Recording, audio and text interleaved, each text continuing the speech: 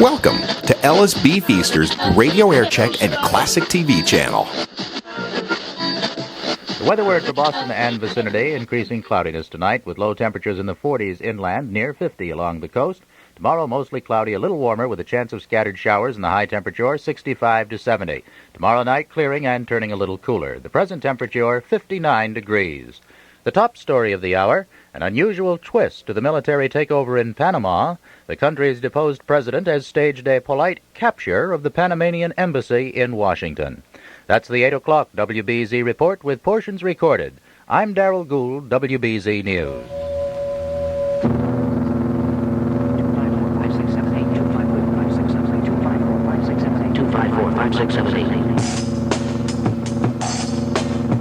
254-5678. And now direct from John Hancock Hall in Boston, Massachusetts, Purity Supreme presents the WBZ Election Forecast 68.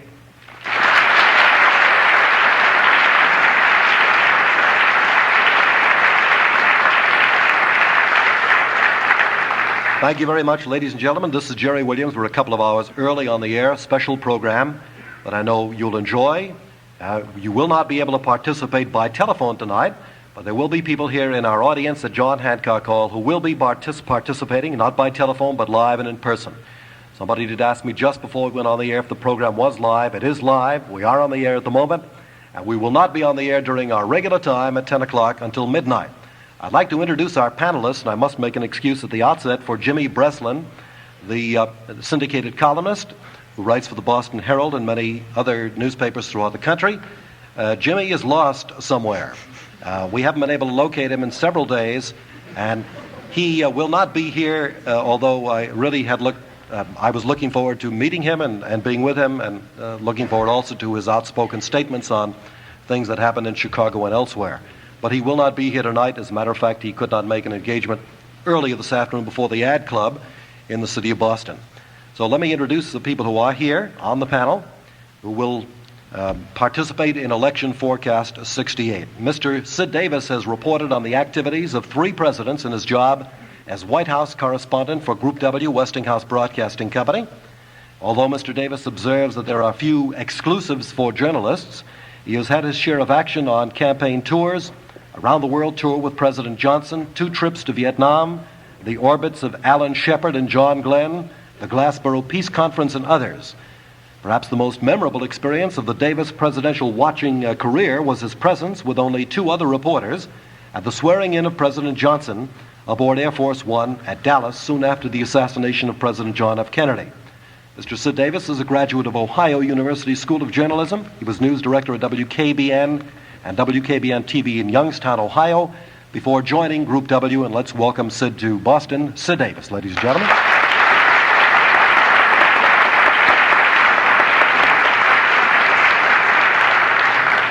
Can you give us a kind of a cursory opening statement, Sid, on what's happening as you watch the presidential campaign? Maybe give us an examination briefly at the outset of where you think the Wallace campaign lies in terms of the strength of George Wallace.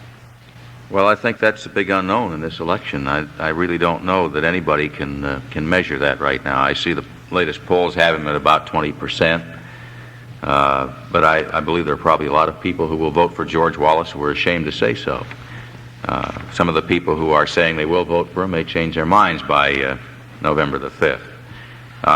I'm not in the predicting business, so I think I'll just pass on any forecast on it. All right, and let's meet now the nationally syndicated columnist Jack Anderson, who along with his associate Drew Pearson has been at the bottom of some of the biggest exposés that have come out of Washington. His stories have brought convictions of tax violators, 5%ers, and embezzlers. The facts he uncovered for his book, McCarthy, the Man, the Senator, and the Ism, played an important part in 3 congressional investigations of the late senator. His book, USA, Second-Class Power, helped prod President Eisenhower into putting America back into the space race. His latest expose, written with Drew Pearson, forced the Senate, the Justice Department, and the Internal Revenue Service to investigate Senator Thomas Dodd of Connecticut. In addition to his column, Mr. Anderson is the Washington editor of Parade magazine. We're delighted to have him with us tonight, Jack Anderson.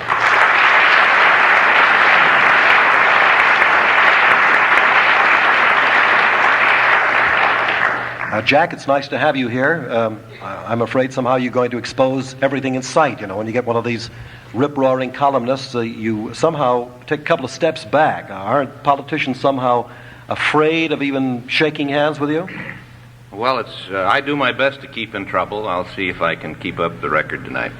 All right, Jack Anderson, ladies and gentlemen. Next on our panel, Matt Cooney of WBZ. Matt will be anchoring the WBZ radio election returns. He's one of the great newsmen in the city of Boston, by the way, and a tough shoe to fill, but he is sober tonight. I don't mean that he's ever been any other way, but some of the shoes that he's filled, I'm getting in trouble on this one. Let's have a nice hand, a nice reception for WBZ Radio's Matt Cooney.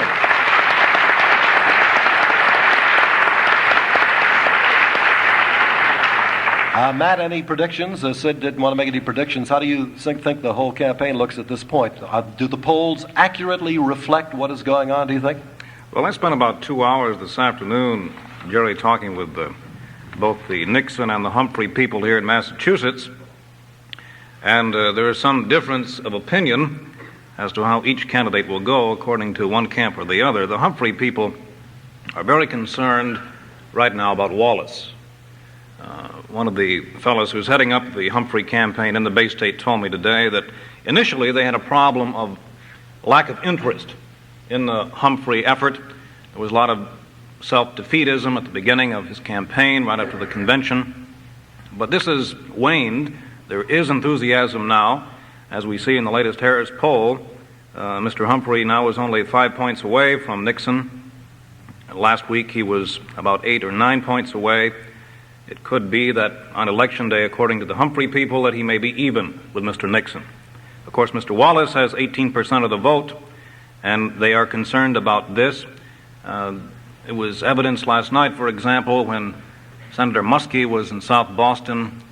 The entire evening was spent on trying to deflate any Wallace support that was in South Boston, and according to the Humphrey people, there was a good deal of it in South Boston, in West Roxbury and Dorchester, what have you.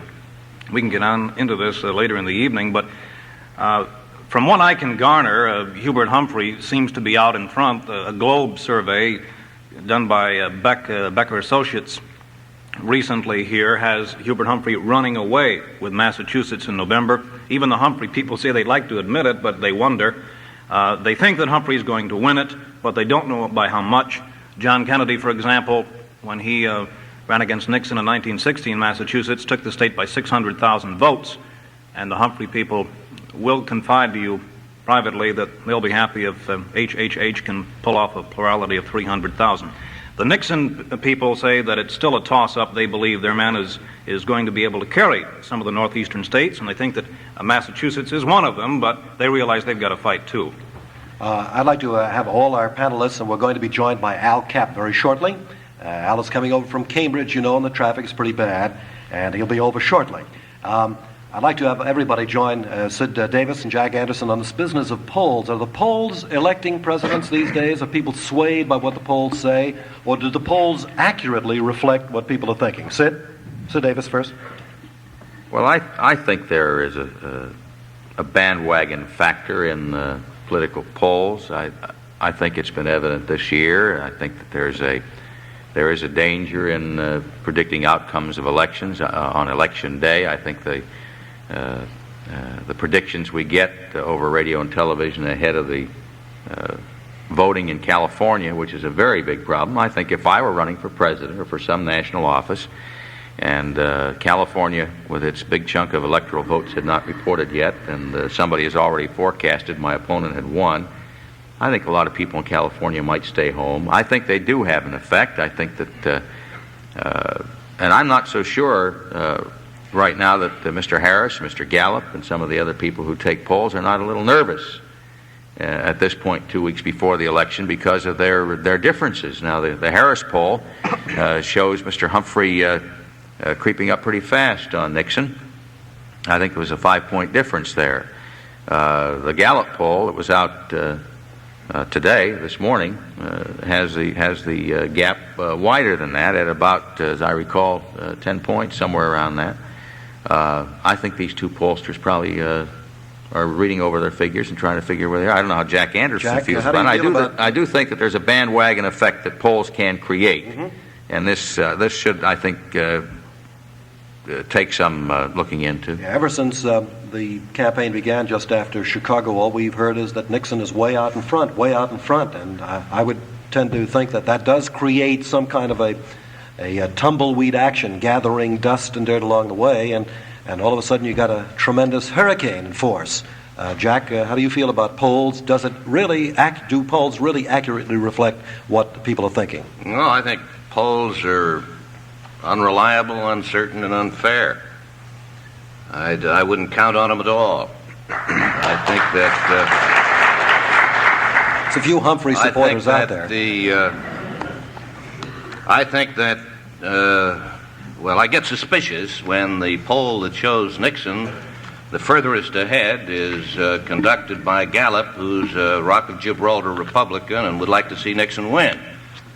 And the polls that show Humphrey furthest ahead are conducted by Oliver Quayle, who's an out-and-out Democrat and would like to see Humphrey win. Now, this makes me highly suspicious. When you have the kind of a gap that you have between Gallup and Harris, now if somebody's talking to the wrong people or getting the wrong answers from the people they talk to. At the same time, I feel about the polls in the 1968 election the same way as I did in 1948. At the same time, then we must examine the motivation of the poller, or then again must we examine the motivation of Jack Anderson? I think you should examine the motivation of everyone. I think when newspaper men speak, that they ought to be willing to stand up on their hind legs and tell you who they personally favor so that your audience can make their own judgments. But, and I think this should be true of pollsters. Now, I don't mean to suggest that Gallup or Harris would rig their polls. I don't believe they'd do that. But they can choose the time that they conduct the polls. They can choose the place that they conduct the poll. I'm sure they ask the questions, and I'm sure they record accurately the answers they get. But I think that there are ways to affect the results. I don't think there's any doubt about the methodology being important. Nobody seems to ask, what method are you using? Who did you poll? Where did you poll them? How did this come about? At least the American people don't know much about that. Maybe the candidates do. Matt, what are your ideas on polls? It is interesting to note that, for example, here in Massachusetts, homegrown group of researchers, the Becker Associates, has in the past largely been contracted by the Republican Party in Massachusetts.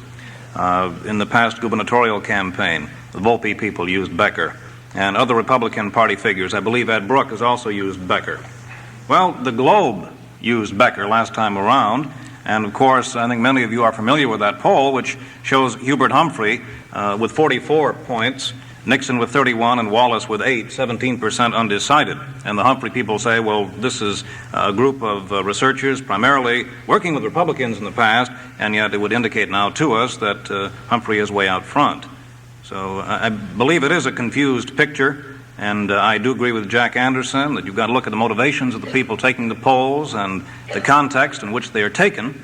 But I do think that perhaps the Humphrey people do have a good argument here, too, also. Well, in effect, what you're saying is I can't believe anybody. Nobody can be believed. Well, I think that that's probably true. I think that... I'm glad I said it right, anyway. In a political campaign, I think that you've got to be a little bit careful of the motivations of people. This one's a particularly difficult one to forecast because neither of the leading presidential candidates have generated much enthusiasm.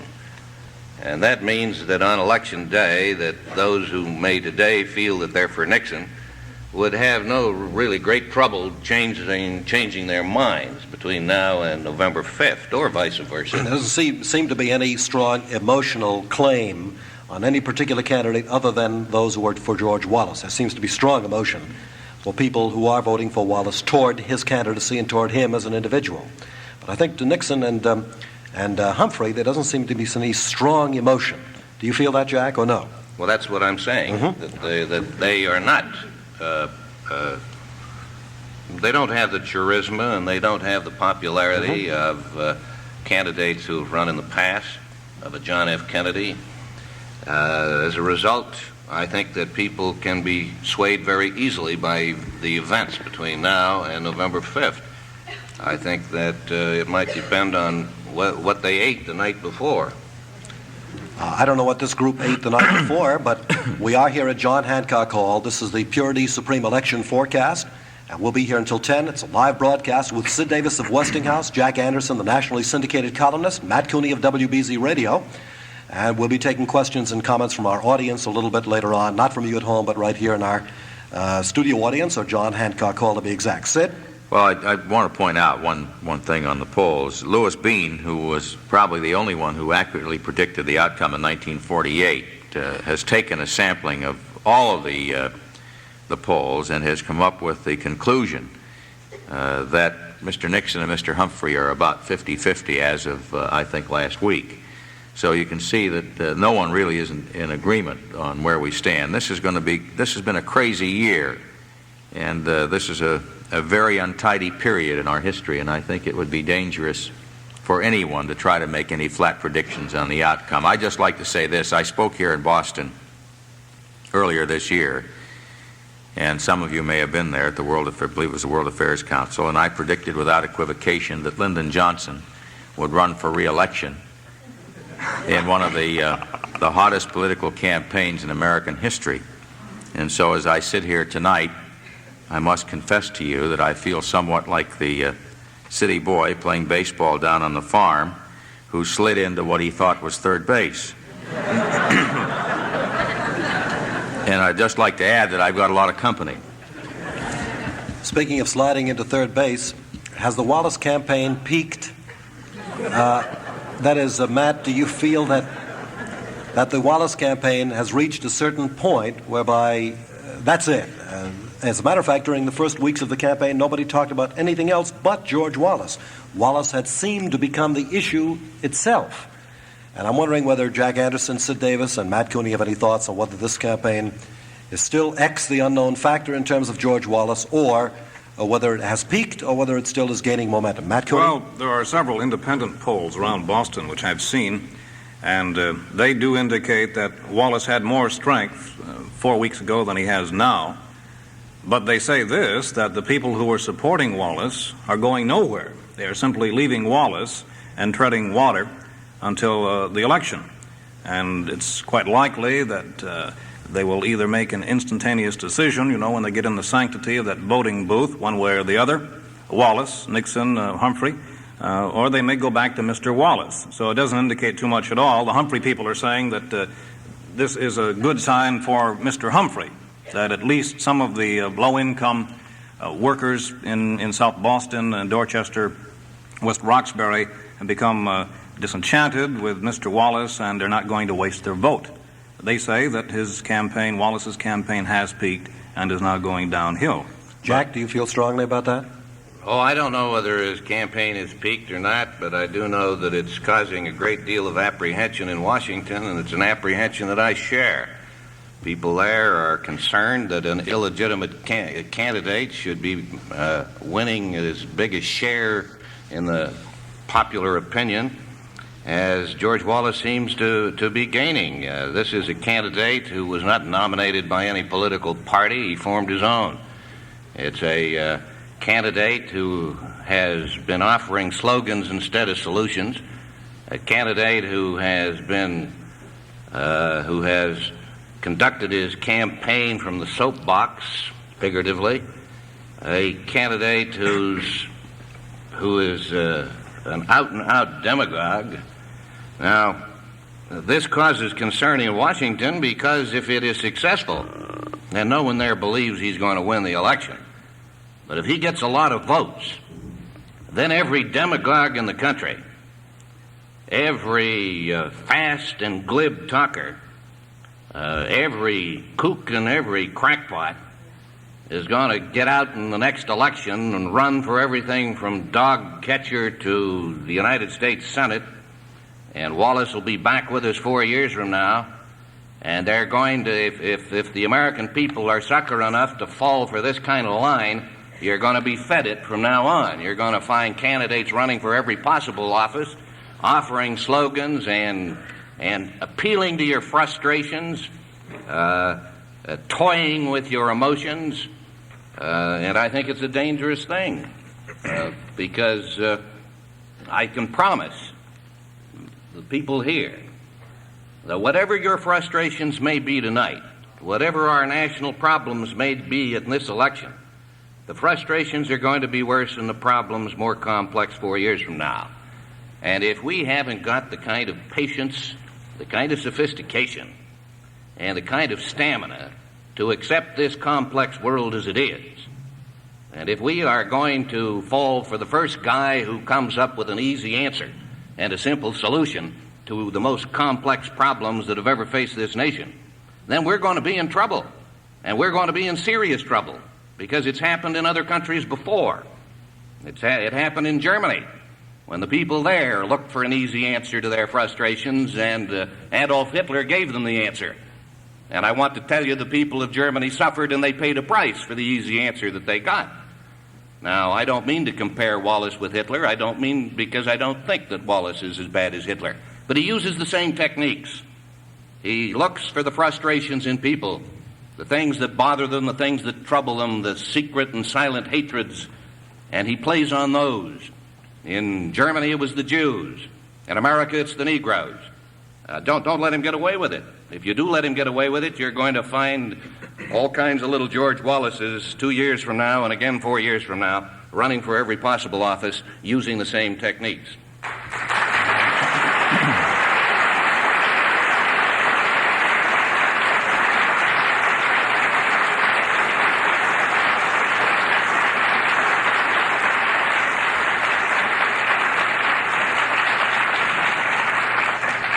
I wish you'd leave the office of dog catcher alone, because that's the office I'm running for.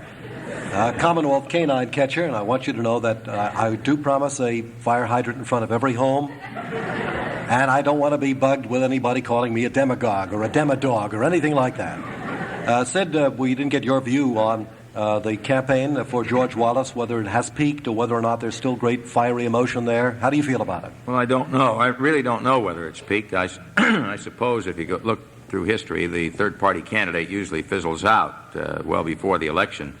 But this has been quite unusual. Wallace is holding pretty strong, and again, we have to go back to the polls. I think we ought not to make any mistake about what George Wallace stands for.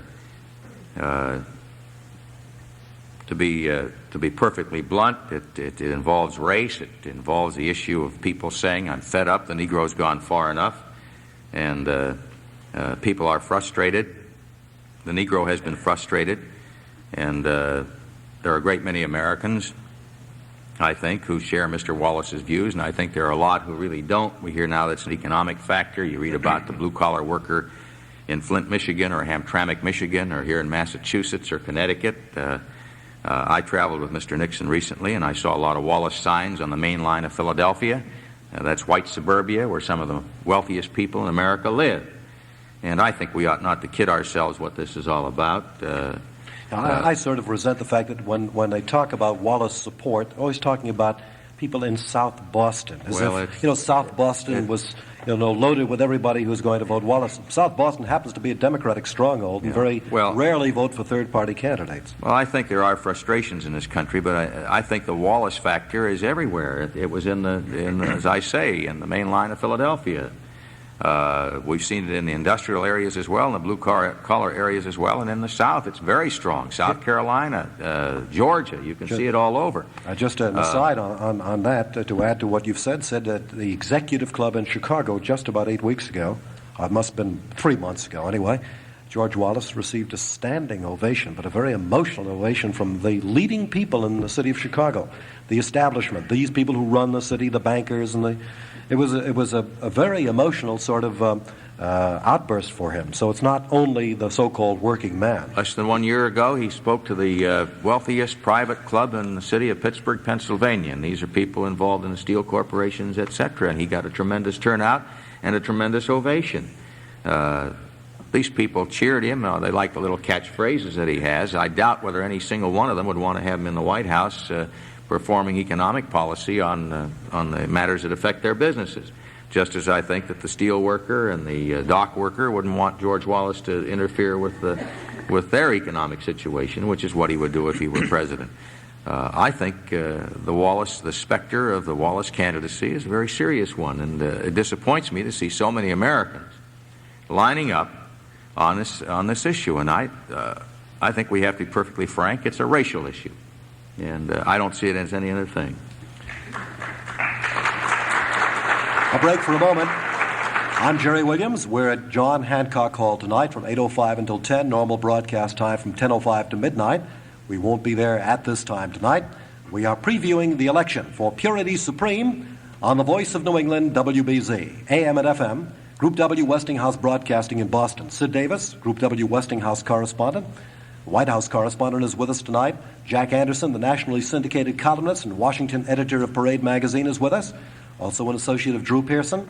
Drew Pearson, by the way, is going to be in Boston or in Peabody next week on October the 29th, and I'm going to be happy to appear with him in Peabody next week, October 29th.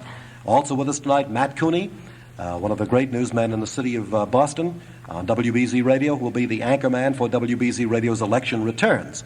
We're talking about the campaign. We've just examined part of the campaign, at least, of George Wallace. Let's look at Mr. Nixon, Matt. You've told us about some of the polls and forecasts in terms of Mr. Nixon. We are in a Democratic state, but don't you feel that Mr. Nixon has considerable amount of support in Massachusetts, and there is a possibility he could take Massachusetts? How strong is he? How do you view the campaign? Is he saying anything? Are people disgusted with him? Is the old Nixon? Is it the new Nixon? Which Nixon is it? Well, the Nixon people, Jerry, contend that Massachusetts is a toss-up. He's got a possibility of winning here in Massachusetts, but they just don't know. They do admit that he is in the process of radio TV blitz. In the final weeks of the campaign, he is not attempting really to face the people in person, but going on radio and TV, primarily radio, and he hopes to spin that winning image. They say that he has a good chance of winning in Massachusetts. I thought that it was interesting during the recent televised question and answer period last week here in the Bay State that, well, very frankly, I put some questions to some people in the Nixon camp today because one of the political reporters chosen last Friday night happened to be from a paper outside of Boston which had endorsed Mr. Nixon. And it was a Nixon person who chose the 6 questioners on the program, and he happened to choose one of the political writers who came from a paper with obvious Nixon support. Well, isn't it obvious that those people are chosen by Nixon people and are Nixon people? Well, I thought so. I put that question to him today, one of the biggies in the Nixon camp here in Boston. He said, I'll tell you that we asked 2 other Boston paper political reporters to come on first, and they declined. And consequently, we went to the Lowell Sun. So they say that we're not looking for patsies. We're looking for people in this type of campaign, and he has gone on television in the South and in the Midwest and of course in the West and here in Boston. Did you see the show yourself? I did not see the show, unfortunately. Most of the regional presentations by Mr. Nixon look like setups. They look like them. I'm not accusing them of being setups. They just look like it. They look like Nixon people asking the so-called hard questions. And the Nixon people say that this would hurt him if this image comes out. Apparently you reacted this way to it. They say they don't want patsies in these programs. They want people who are going to ask hard questions because Nixon is capable of answering hard questions. He's got the right answer. They do point out that in 1960, Nixon only lost to John Kennedy by, a little over 100,000 votes. And something like 235,000 people didn't mark the ballot. So they say that if there was primarily better grassroots machinery working at the local level, they would have really smothered John Kennedy in 1960, and they're going to smother Hubert Humphrey this year because they're going to have people out at the precinct level, making sure that people, Republicans, get down to the polls, making sure they have the right ideas when they walk in the front door. Now, how do the Nixon people themselves view the candidacy of Spiro T. Agnew? Well, I don't know how some of the campaign organizers in Massachusetts view it. They don't really want to talk about it that much, but I noticed at an Ed Brooke news conference today right here in Boston, it was kind of ironical too, of course, Spiro's in town tonight over at the Sheraton Plaza being picketed. But Hugh Pickett's here too for him. It was interesting I think today. you do better with Aristotle Onassis on the ticket. He'd get the elderly vote anyway. At least that's what people are saying about it. But nevertheless, I'm wondering about Mr. Agnew. He's rather silent, not saying too much recently, and when he does say something, everybody says, whoa, whoa, what? That's what right. did he Well, say? Ed Brooke, at his news conference today in Boston, said whoa, whoa, because one of our newsmen, Art Gardner, happened to serve up the comparison that, well, Mr. Agnew said that once you've seen a black ghetto in Boston, you've seen every ghetto across the country, and of course Mr. Brooke didn't quite agree with that, and he couldn't understand why Our slums are different. We've got worse slums.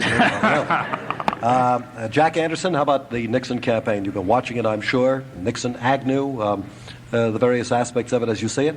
Well, my principal objection to the Nixon campaign is one that I have to all of the candidates, but more to Nixon than the others. I object to the slick packaging and programming of a candidate, the use of TV commercials and catchwords and cliches instead of discussion and dialogue. Nixon doesn't face the issues. He doesn't talk about the issues. He just repeats little ditties and slogans. And that's all you get out of him. And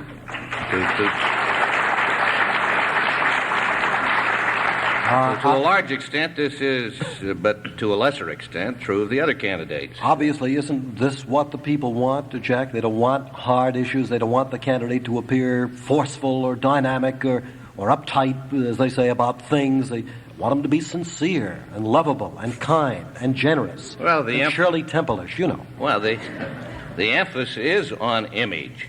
I'm saying that it ought to be on issues. I think that the people who are the stockholders in this democracy ought to be concerned about what the facts are, and they ought to be informed. And we had the longest campaign of any country in the democratic country in the world. And there's time enough during that campaign to educate the electorate. And I resent it very much when candidates go around reciting cliches and repeating slogans and reducing the great complexities down to simplicities. I think they do a disservice to the public. And I'm opposed to that kind of campaigning. I think that they ought to speak out on the issues and that they ought to educate the people on the issues. They ought not to duck the issues. The result of this ducking of issues has been to confuse people, at least the people I interview. Now, I'm no pollster, but I've interviewed a number of people.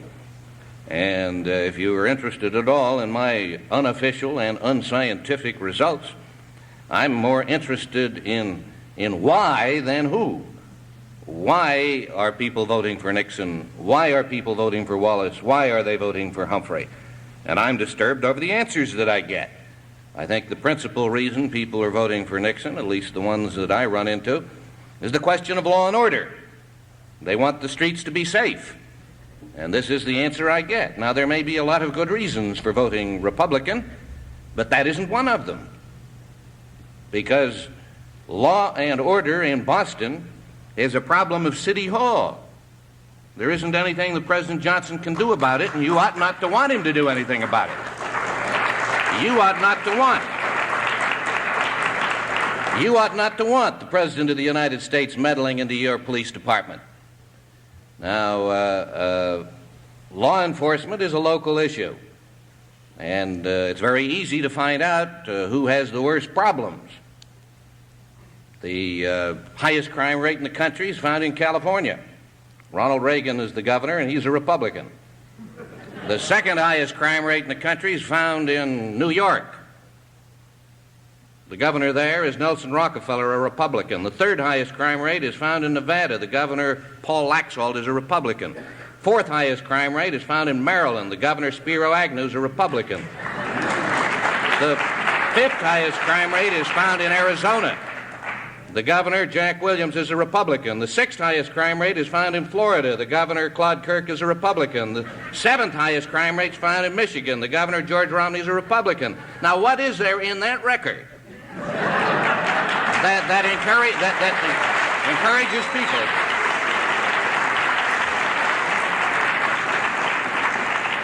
I just say, what is there in that record that prompts people to tell me that they're going to vote Republican because of the law and order issue? Jack, if you were a candidate for President of the United States now, these people wouldn't be cheering. They'd say, oh, he's awful. He shouldn't be telling us those things. He's a terrible old man or young man. And Spiro T. Agnew is the kind of guy who lays it on the line like that. And people don't like him for it. He says it like he feels it is. You know what he says about law and order? He says that the hotbed of crime in the country is found in Washington, D.C. Now, the FBI says that Washington ranks 18th in the country and Baltimore 5th. Well, what I'm saying is that these... That's how he discusses these sort of things evidently coming from candidates are unpopular. For instance, Humphrey campaign is using a radio commercial that uses the voice of Spiro Agnew, and everybody's complaining of bad taste, using the voice of the other candidate. What a terrible thing to use his own words on him. You see, they're uptight about that being bad taste, and what I'm saying is they want their candidates all to look like Muskie, honorable, sincere, Abe Lincolnish. They like them to look like, see? Kind, generous, sweet, looking like Abe Lincoln, but a Democrat. And from Maine, of course, where he relates somehow to New England people. Sid Davis, what about your views as to the Nixon campaign? You've watched Mr. Nixon, I'm sure, for many, many years. Is he a new Nixon? Is it the old Nixon? Or is it a kind of a Nixon encompassing and touching all bases? Who is he? Well, I covered Richard Nixon in the 1960 campaign when he ran against John Kennedy. And I covered John Kennedy. I spent half my time with both men.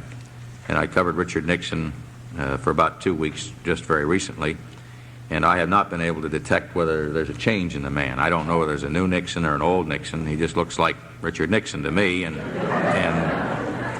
I don't say that's good or bad, and I don't want it interpreted either way. Well, you have noticed that he has a very strong alliance with Senator Thurmond. Well, he certainly does, and I think this is one of the things Mr. Humphrey finds most vulnerable about Richard Nixon and his campaign. I will say this for the Nixon campaign, as Jack Anderson pointed out, it is packaged well. It is very slick. It is a tribute to Richard Nixon that he's been able to put this thing together. It is programmed and sometimes extremely mechanical, too much so for a lot of people, I think, because they'd rather see a more human side of him, and there are many people in the Nixon camp who want to make him so. I watched Nixon campaign in the North, and I watched him campaign in the South, and I think that whatever your views may be, whether you're Republican or Democrat, I think Richard Nixon deserves credit for performing a miracle. He has performed the remarkable achievement of being able to keep a party together with a Strom Thurmond and Ronald Reagan at one end and a Governor Rockefeller and a John Lindsay at the other end. And this is no small feat, let me tell you that. I think it is a tribute to Mr. Nixon's political genius that he's been able to do that. The Republican Party is united, and it is a juggernaut this year. There's no question about that. They have the funds, they have the wherewithal, they have the young men, they have enough workers to handle whatever they want to do. The campaign runs very smoothly. I do think, however, that a great deal of attention has been paid to style and not enough attention to substance in this campaign. I think it was true in 1964. I think it's been true of the Johnson administration. We've made a federal case of our president because of style rather than substance. And I think there ought to be more thought about substance and what the candidates are saying. I'd like to say one thing about the law and order issue. This is I think it can be a legitimate issue. Crime has increased in this country. I think there are ways to cure it. I think Mr. Anderson is right when he says the President of the United States has no more power to stop crime in the cities than a seismograph can stop an earthquake. It just doesn't work that way. And I think there have been times in this campaign when candidates for the presidency have stepped over the lines of decency, particularly in the South and the border states.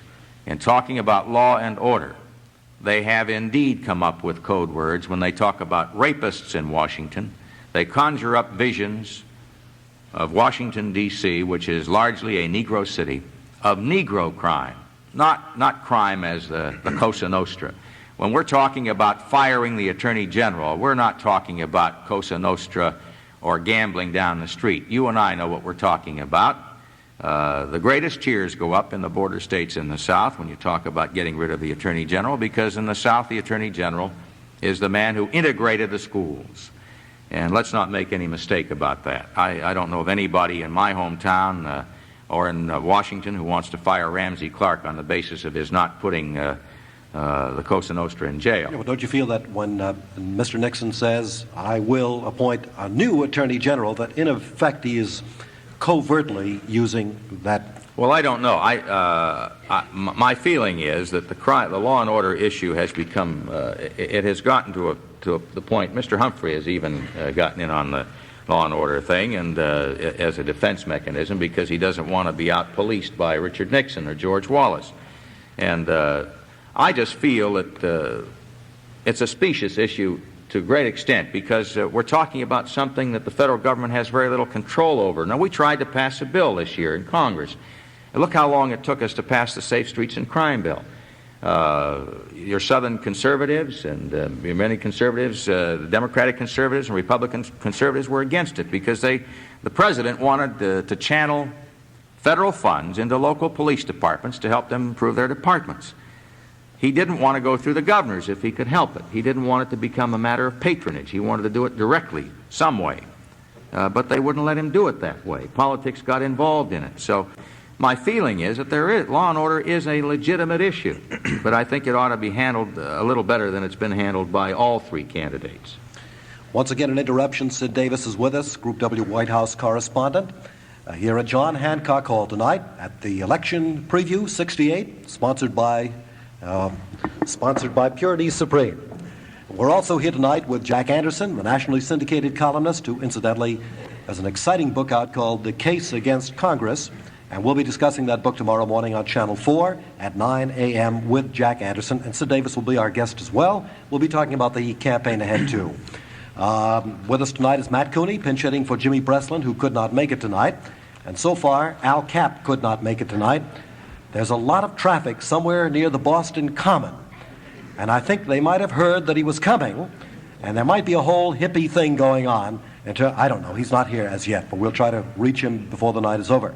Now, before we get some questions and comments from our audience here at John Hancock Hall tonight, let's take a look at the Humphrey campaign, finally, as it is seen by Matt Cooney, Sid Davis, and Jack Anderson. Matt, how about the happy candidate, Hubert Horatio Humphrey? Well, I'll tell you, the Humphrey people in Massachusetts are happier now than they were about a month and a half ago, but I was talking with Al Cella today, who's the Massachusetts campaign coordinator for Humphrey here, and he's got one problem, which is a technical problem, really, and it may, in a strange sort of way, now be helping rather than hindering the Humphrey effort.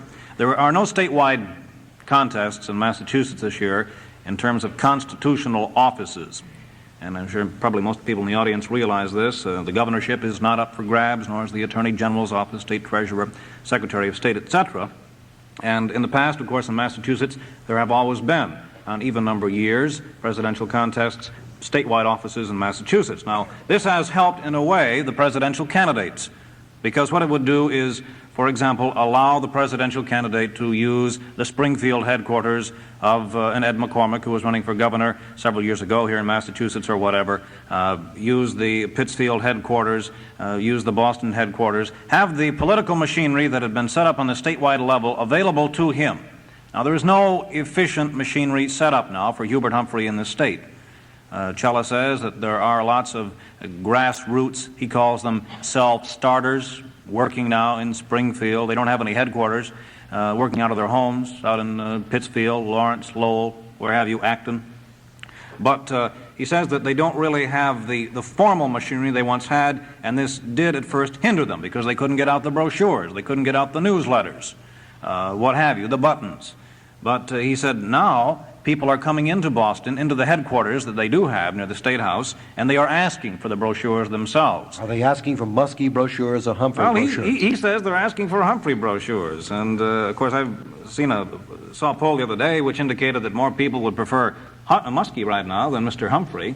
But they say that they are now coming in and trying to help Hubert Humphrey here in Massachusetts. And he said that what was a problem at one time in terms of not having these headquarters available to them is no longer a real problem. Cella would would lead you to believe, very sincerely, that there is no real factionalism in the Democratic Party in Massachusetts during this battle. The old Eddie McCormick, Ted Kennedy feud, he said, is not really apparent. Interestingly enough, Eddie McCormick is not working for Humphrey in Massachusetts. He's in Florida, working for Hubert Humphrey, according to Alcella. Teddy Kennedy is making what is billed a major address Thursday in New Bedford, and everybody's wondering what he's going to say. Will he say more than he has already for Humphrey? And he has come out very publicly and reiterated his support for Mr. Matt, Humphrey. people are saying that the Kennedy people, however, are not doing anything. Well, anything at all for Hubert Humphrey. Ken O'Donnell is publicly working for Humphrey. Lester Hyman, of course, the state committee chairman here in Massachusetts, is not working in Massachusetts. He is out in Washington State working for Hubert Humphrey. And you wonder why? Well, Chella says that he is needed out there. I get what some of the other Democrats are saying, they send all the losers elsewhere. Well, if they lost in Massachusetts, who needs them? Send them to Florida. I guess so. Jerry Doherty, who is the former state committee chairman here and a Kennedy man, is heading up Mr. Humphrey's campaign in Ohio. And, of course, the Humphrey people say that Ted Kennedy is pitching in, that he is, for example, trying to get more money, tapping more businessmen in the Boston area, and there may be a news conference held this Thursday, at which time it will be announced. How about that big intellectual community, Arthur Schlesinger Jr., remember him? Of course. And some of the intellectual brigade that surrounded John F. Kennedy, are they involved? Well, Galbraith, of course, John Kenneth Galbraith is now in right up to his chest. He was down at the Muskie rally last night supporting Humphrey. He was, of course, a McCarthy backer.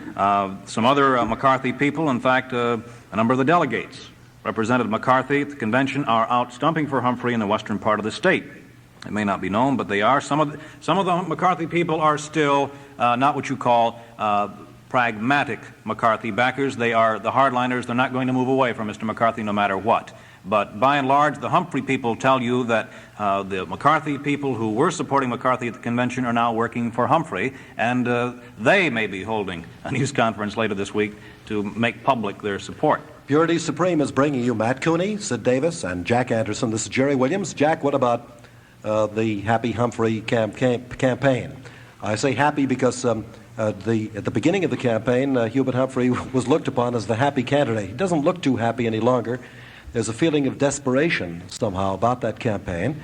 And as you view it, do you see it in the same way, the same context, or do you feel that he is gaining the momentum they say he is gaining? Can President Johnson do anything? Will he do anything? Well, Hubert Humphrey came close to being politically destroyed by television. Traditionally in this country, the political conventions boost the candidates. This worked for Nixon. Nixon had been running behind Humphrey in the popularity polls until the Republican convention in Miami. The Republican convention gave him the kind of exposure, favorable exposure, that put him slightly ahead of Humphrey. And then the television cameras moved to Chicago. And the Chicago convention, by political rules and political traditions, should have pushed Humphrey back up even or ahead of Nixon. Instead of that, he dropped right through the sinkhole.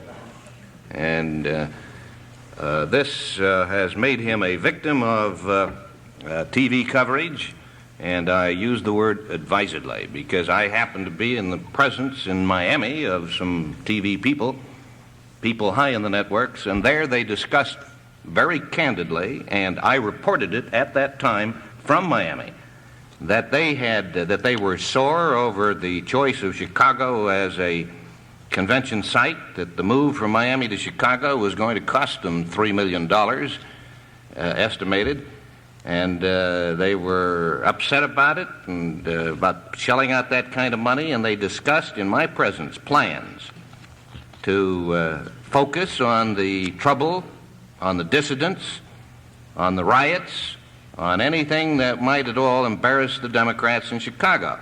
Now, I wrote that story before the Chicago convention ever took place, and I leave it to you to decide whether the story I wrote was accurate.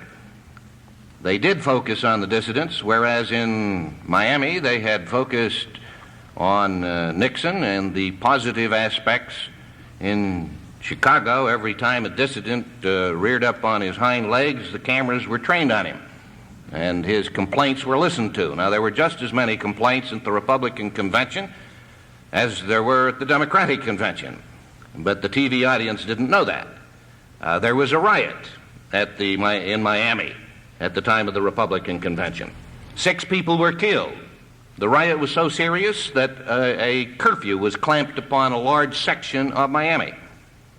In Chicago, there were also demonstrations.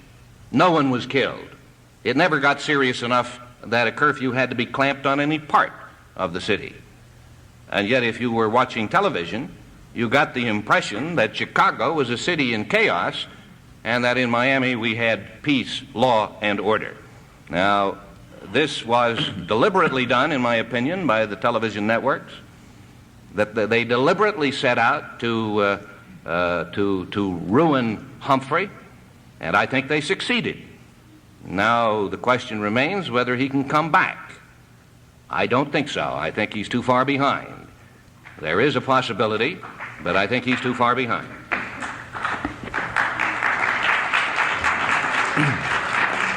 I don't know whether that's generating enthusiasm or clapping for Chicago. I don't know what, but there are a few people around that are voicing approval or disapproval to what Jack Anderson said. Now, in just a few minutes here on the Purity Supreme election forecast, after Sid Davis gives you his views on the Humphrey campaign, we'll take some questions from our audience here at John Hancock Hall. Sid, how do you view the Happy Humphrey campaign? Well, I'm not so sure it's entirely happy. He is also, he's always an optimist, and he says that's been one of his great problems. He's always been optimistic and always hopeful. He got a very late start. President Johnson announced on March 31st that he would not be a candidate, and Humphrey had to get an organization together in quite a hurry. I think he dragged his feet a little bit. He should have started on April the 1st. I think that probably most of the work didn't begin until after the convention. This is one of the setbacks he suffered. The Humphrey campaign is a typical Democratic campaign. People say that Humphrey doesn't get big crowds and he's running late everywhere. I would like to remind people that John F. Kennedy in 1960 was late at almost every stop we ever went to because he stopped to shake hands or stopped to talk to people, and Humphrey is that sort of man. I think one of the difficulties Humphrey has is that he's telling people how much the Democrats have done for them in the past 8 years. Many young people aren't interested in hearing about Medicare and Social Security increases and health benefits, NIH research grants, education bills, 4 civil rights bills, etc. They're interested in other things. And one of the tragedies, I think, of the Humphrey campaign is that he's still running against Herbert Hoover. And it's just the old-fashioned type of campaign. And people say, no, it's a difficult thing for a Democrat not to get up and talk about Social Security and Medicare, and a lot of people say, well, we've got that. What have you done for us lately? Why doesn't Mr. Humphrey hear the advice of his advisors? Well, I'm not saying that it isn't right for him to do that, you see. I think that it's all right for him to say, look what we've done for you people in the last 4 years. I just think that the mood of the country has changed. People are saying we've got to move faster than we have. It isn't enough to tell us you've passed 4 civil rights bills. We still have ghettos. We still have problems. And as Humphrey said the other day, it takes time to get these things. I think one of the problems with the Humphrey campaign is that the use of the media probably has not been as good as it should have been. The planning wasn't there to begin with. And here we go again in style rather than substance. What is the president doing, if anything? Well, I think the president realizes that he can be a liability as well as an asset, or vice versa. And I think that in my view, I think Lyndon Johnson wants to see Hubert Humphrey elected president. I don't think that for 1 minute he wants to see Richard Nixon in the White House. This is my own personal view of the thing. I don't know what Lyndon Johnson can do for Hubert Humphrey. One of the problems I think Humphrey has had is that you have the people on the left of the Democratic Party, these intellectuals, or the liberals, or the New Left, or whatever you want to call them, who've been demanding that he break with Lyndon Johnson. Now, it's my view that the worst thing that Hubert Humphrey could do as vice president would be to break with his president. He was elected to stand with the president. And he's tried several ways to show his independence or to show he's not been as hard on Vietnam as the president was, and I don't think they've helped him a great deal at all. I don't know what kind of advice Humphrey had on that. I think some of it's been a mistake. I think that there was a point 2 or 3 weeks ago where we really didn't know where he stood on a bombing pause. I think it's perfectly clear now that he stands pretty much with the president on that. But there was some wavering there in trying to create an image to bring back Arthur Schlesinger and some of these people who said that he had to move this way or that way in order to get our vote. I really don't think there are that many votes in that direction for Hubert Humphrey. I think there have been a lot of mistakes on the Democratic side. I don't know that he's able to recover. It seems to me, despite the polls, that perhaps Mr. Nixon is well ahead. I don't know. But we have 2 weeks to go as of today. A bombing halt probably would help the Humphrey campaign. We may have something on that in the next 24 hours or 48 hours. We may learn something on that. Is Muskie helping the campaign? Certainly. There's no question that Muskie is a great asset to the campaign. His style and the fact that he's a solid individual, I think, has been a great help to Hubert Humphrey. All right.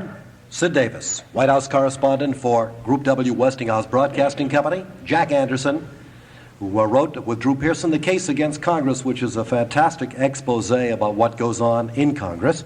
And we'll talk about that tomorrow morning on Channel 4, WBZ TV at 9 a.m.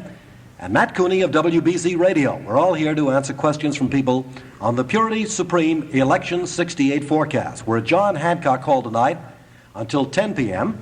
The regular Jerry Williams show will not be heard tonight, but this in its place. And we're happy that Purity Supreme is bringing you this tonight. The Voice of New England, WBZ, AM and FM, Group W, Westinghouse Broadcasting in Boston. Now we're going to ask for questions from the floor. Is there any way of getting lights up out there so we can see people out in the hallway? If anybody has a question, would you raise your hand and I'll call on you? And the person on the aisle here, just come right up to that microphone, please, sir, and ask the question if you will. All right? There's a gentleman, a young man. Your name, please? My name is Ronald Winders. Where are you from, Ron? I'm from Harbor Creek, Pennsylvania, now going to Northeast Broadcasting School. Uh-huh. Mr. Anderson, you emphasized the fact that television was hurting Vice President Humphrey and that the presidential candidate should discuss the issues. Now, Vice President Humphrey was on television in what was supposed to have been a debate Sunday at 10 p.m., and next to him were 2 vacant seats. Vice President Humphrey said that he would pay for Wallace and Nixon to be there, but they weren't. Nixon said that he would not appear there with Wallace. Now, do you think in this case that television maybe has helped Vice President Humphrey because of the absence of the other 2 presidential candidates? Yes, I think in the past very few days that TV has probably helped Humphrey more than Nixon. I don't see a great deal of television. What I have seen of it, a couple of the variety shows, I found the comics ribbing Nixon more than Humphrey. And I have seen a couple of news shows that seem to have been giving Nixon more trouble than Humphrey. I saw one news show that showed Nixon in 4 or 5 different places saying nothing in 4 or 5 different ways. And it was extremely obvious, and the news people were dramatizing it. I think that the TV networks are probably a little nervous over what they did to Humphrey. They're nervous because in the past, the TV networks, the great networks, have just about gotten anything they wanted out of politicians in Washington. For example, the Federal Communications Commission, which is supposed to protect the public interest, ordered or tried to order the TV networks to restrict the number of commercials on TV. Now, I'm sure that any vote of the public would be on the side of the FCC, and yet Congress, which is supposed to represent the people, voted overwhelmingly, I've forgotten the figures, something like 400 to 39, to take that power away from the FCC and to allow the TV networks to go on the way they have been and throw on just about as many commercials as they wanted to. Well, what I'm trying to say is that the TV networks have just about had their way in Washington. But after the Chicago Convention, the thing turned around, because this time they hurt one of the big parties, and the party isn't taking it. There was an immediate investigation ordered by the the House Commerce Committee, which has jurisdiction over radio TV, and that was ordered by the Democratic chairman. And the Justice Department, which is also Democratic, ordered an investigation. And I think that the TV networks are finding that they cannot get away with this kind of lopsided reporting, and I think they're trying to wiggle over on the other side a little bit and try to balance it out. The result is, I think, that it's being equalized in the final days of the campaign. So, Ron, if you're going to Northeast Broadcast School, good luck to you. Thank you. Because you might need it. After that tirade by Jack Anderson against commercials, gee, I don't complain about the commercials on your page and newspapers across the country. Why are you complaining about what is a limited amount of commercial use? I'm not complaining about them on this program. Yeah, I think that you've done very well with us tonight. There are no commercials on this program. We're happy that Purity Supreme has relinquished their commercial time to bring you this broadcast. But I'm going to be very conservative now and say you're attacking the free enterprise system, Mr. Anderson. And the free enterprise system is embodied in the broadcast system as well as in the newspaper system. Well, in the newspapers, you don't have to read the advertising. Of course, you can turn it off. Can turn off TV commercials, but it's kind of awkward running up every 5 minutes and turning off the TV. In any case, the newspapers are not printed on public property. The TV networks use public property. They use the public airways. It belongs to the people. They get rich off of what the public pays for, or what belongs to the public, and therefore the public is entitled to some kind of protection. And I'm certainly against any kind of regulation of news, of radio, TV news. Obviously, I'm using the medium tonight, and I will tomorrow on your program, to say whatever I please.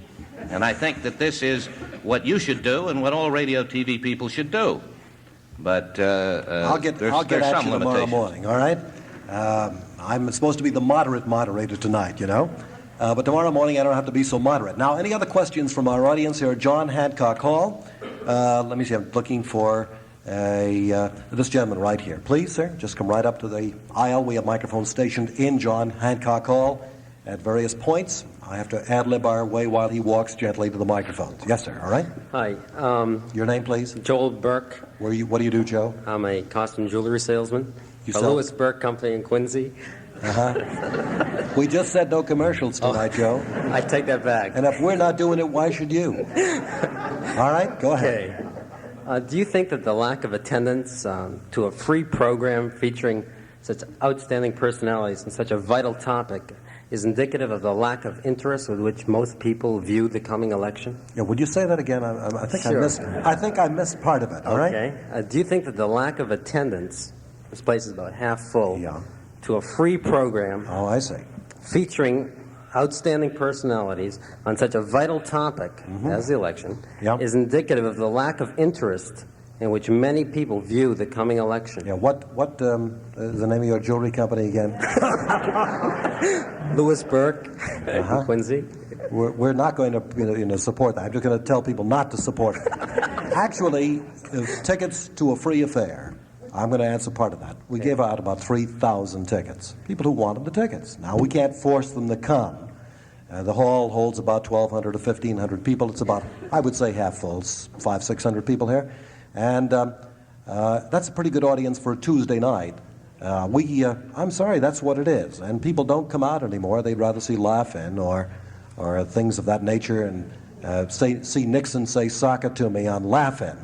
And laugh hilariously about that. You can't get everybody to do everything you want, and we in the public media and broadcasting realize that not everybody wants to come out to see. We can't even get Al Cap to come.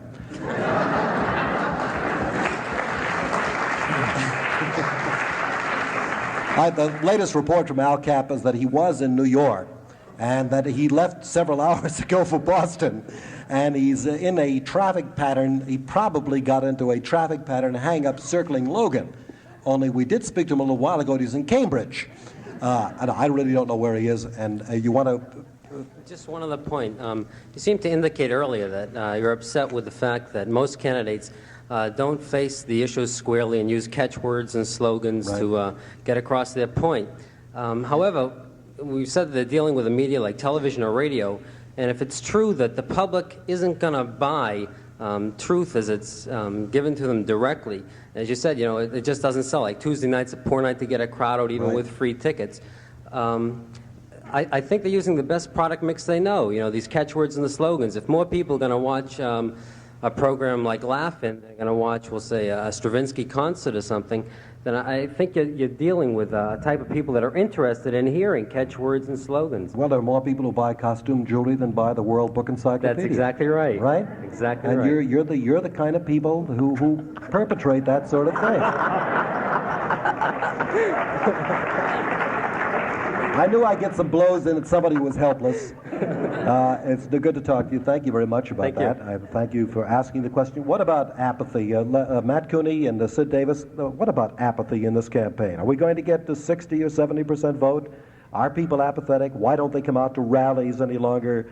Are times changing, Sid Davis? Well, I think television has changed a lot, and I think Jack Anderson's right. Neither of the two major candidates have any charisma. I think that they're not the kind of magnetic personalities. We've seen Hubert Humphrey for years. We've seen Richard Nixon for years. They're not new faces on the horizon. The room doesn't light up when they walk in.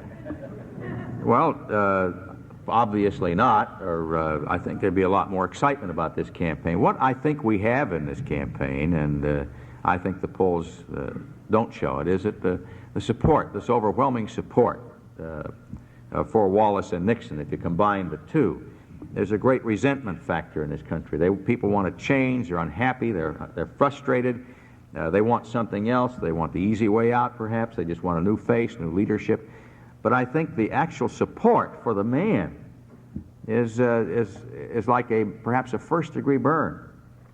And the resentment factor against the status quo is like a 6th-degree burn. And this is what we have right now in this country. It's just that way. And I think television has had a lot to do with overexposing almost everybody. Matt Cooney? I think the people who really stirred up tend to be the Wallace supporters, by and large. I know that WBZ aired an editorial, I think it was this noon, regarding capital punishment, and saying that capital punishment should be prohibited. He received a number of phone calls about 10 minutes later, and after chawing and talking with people, I don't know, 10, 15 people for maybe 5 minutes on the phone, at the end they admit they were very against the editorial, opposing WBZ's viewpoint, and they admit, yeah, we're George Wallace people, and when he gets in there, by golly, he's going to show you people. And they call in. They respond to you. They respond by the phone. They respond by writing letters. They go out when he comes around, and they wave, "Hi, George," and they chant for him. There is not that much apathy in Wallace's camp. Interestingly enough, when Hubert Humphrey first came to Boston, he's made 2 campaign appearances during this presidential campaign. First time he was booed badly, left Boston bleeding, along with Teddy Kennedy, who stood right alongside Mr. Humphrey. The second time he came through, 2 weeks later, down at the Prudential Plaza, I'd say about 1,000 young people, the Student Coalition, Rockefeller people, McCarthy people, Humphrey people, young people, came out and they gave him the warmest welcome that anyone could expect down at the Prudential Plaza. It really ignited, I think, his campaign locally. And Al Cella said the same thing. So it's true, certainly this campaign this year does not have the dynamics of a John F. Kennedy campaign back in the 1960s. But I think it does catch on every so often, unfortunately, in the wrong places.